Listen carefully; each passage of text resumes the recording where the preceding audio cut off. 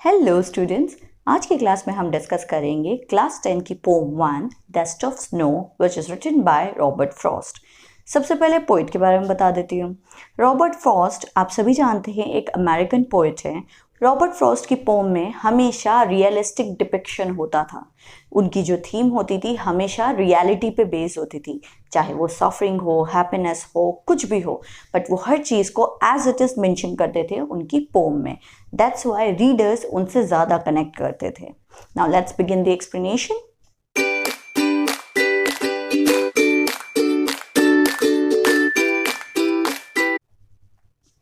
Robert Frost की pome dust of snow एक बहुत ही छोटी और सिंपल पोम है, लेकिन उसका बहुत ही डीप मीनिंग है। ये पोम एक बहुत छोटी पोम है जिसमें सिर्फ 2 ही स्टैंजा है और हर स्टैंजा में 4 लाइन है। इस पोम की थीम है humanity and the natural world. इस पोम के थ्रू रॉबर्ट फ्रॉस्ट कहना चाहते हैं कि even a simple moment can make a big difference in your life. एक छोटा सा मोमेंट आपकी लाइफ में बहुत चेंज लेके आ सकता है through negativity also. Now I will explain stanza 1। The way a crow shook down on me, the dust of snow from a hemlock tree। सबसे पहले ग्लॉसरी। शुक का मतलब होता है शेक, शेक का पास्ट टेंस है शुक, और हेमलॉक का मतलब होता है एक ऐसा ट्री जो बहुत ही पॉइजनस है, जो कुछ हद तक सिमिलर है क्रिसमस ट्री की तरह। आप सभी जानते हैं क्रो को और हेमलॉक ट्री को बैड ओमेन माना जाता है, अपशगुन माना जाता है। बट यहाँ पर रॉबर्ट फ्रॉस्ट उसी नेगेटिविटी के थ्रू बताना चाहते हैं कि उनकी लाइफ में कैसे चेंज आया, उनका दिन सैड से कैसे हैप्पी हो गया। Now snow, dust of snow, dust का मतलब ये नहीं होता है कि वो मिट्टी है। डस्ट का मतलब है स्नो इतने बारीक बारीक है, स्नो के पार्टिकल्स जो वो डस्ट की तरह लगते हैं, इसीलिए उसे डस्ट ऑफ स्नो कहा गया है। एक दिन पोएट उस ट्री के पास से निकल रहे थे, तभी अचानक क्रो, ये एक्सप्लेन नहीं किया गया है पोम में कि क्रो उड़ के जा रहा था या आके बैठा था या कोई एक्टिविटी कर रहा था, बट क्रो ने कुछ स्नो के पार्टिकल्स पोएट के शोल्डर पे गिराए। स्नो के वेलवेटी और सॉफ्ट टच से पोएट का मूड काफी रिफ्रेशिंग हो जाता है। Now stanza 2 has given my heart a change of mood and save some part of a day I had dude. Now in stanza 2 poet कहना चाहते हैं कि किस तरीके से स्नो के पार्टिकल्स उनके ऊपर गिरे और उनका मूड काफ़ी रिफ्रेशिंग हो जाता है। तो उनका जो इतना भी दिन अभी तक गया था काफ़ी रिग्रेटफुल गया था, तो डिप्रेसिव मूड से वो काफ़ी हैप्पी मूड में आ जाते हैं। एटलीस्ट पोएट का जो बचा हुआ दिन है वो काफ़ी रिफ्रेशिंग जाएगा। तो इसीलिए वो क्रो को और हैमलॉक को, इवन दो वो बैड ओमन है, बट थैंकफुल करते हैं कि क्रो के एक ऑनेस्ट डीड से जो उसने स्नो गिराई थी उनका मूड काफ़ी रिफ्रेशिंग हो जाता है, और वो भी हैमलॉक ट्री पे से गिरता है जो कि बहुत पॉइजनस ट्री है, बट उनके लिए काफ़ी अच्छा साबित होता है। अब हमें कैसे पता चलता है कि पोएट का मूड काफ़ी सैड और सॉरोफुल है? क्योंकि पोएट ने जो यहाँ पर मेटाफर्स यूज़ किए हैं, जैसे क्रो, हैमलॉक ट्री, ये दोनों को हम ह्यूमन बीइंग्स बैड ओमेन मानते हैं, बट रॉबर्ट फ्रॉस्ट ने इस बिलीफ को शैटर कर दिया है। क्यों? जैसे फॉर एग्जाम्पल कैट अगर हमारे सामने से निकल जाती है तो हम उसे बैड ओमेन कहते हैं, बट अब कैट को थोड़ी ना पता कि हम वहां से निकलने वाले हैं, वो तो अपने रास्ते से जा रही है।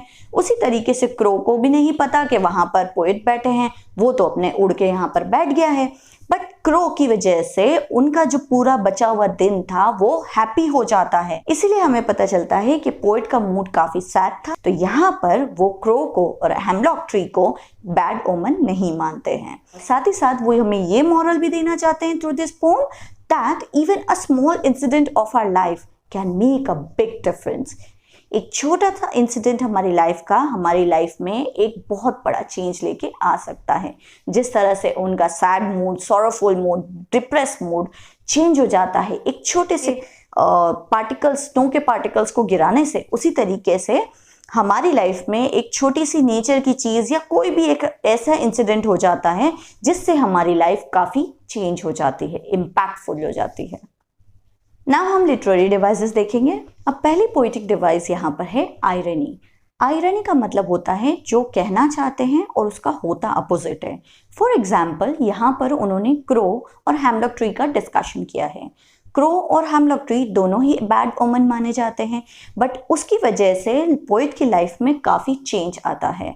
अब पूरी की पूरी पोम हमारी एंजैम्पमेंट है। एंजैम्पमेंट का मतलब होता है 2 या 4 लाइन से ज़्यादा में अगर कंटिन्यूएशन होता है तो उसे एंजैम्पमेंट बोलते हैं।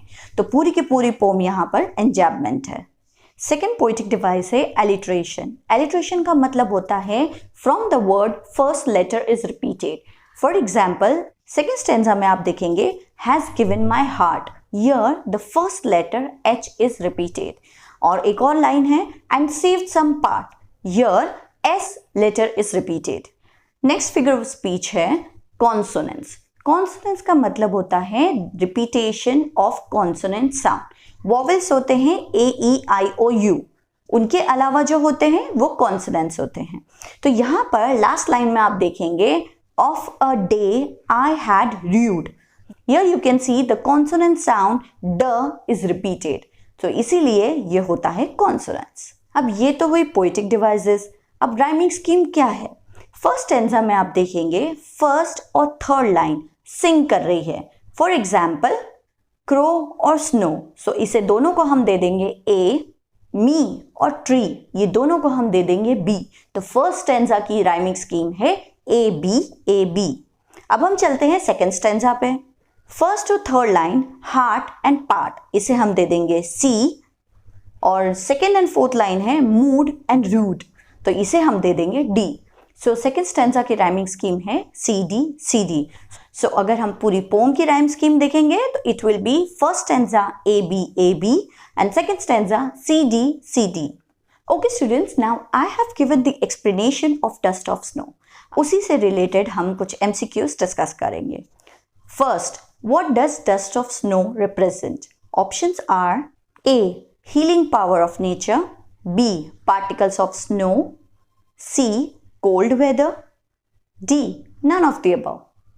सो इसका करेक्ट आंसर है B, particles of snow. Second, what are the 2 negative creatures that Frost used as carriers of positivity? Options are A, snow, dust, B, hemlock tree, snow, C, snow, crow, D, hemlock tree, crow. So the correct answer is D, hemlock tree, crow. These are the 2 negative creatures Frost has used as positive carriers. Third question.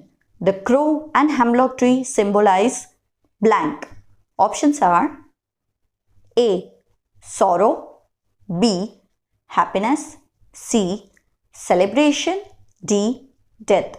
So what is the correct answer? I leave it up to you. I have given the explanation. Now please comment the correct answer of third MCQ. I hope you have understood the poem Dust of Snow through my explanation. If you like this video, please like, follow and subscribe. Thank you for watching.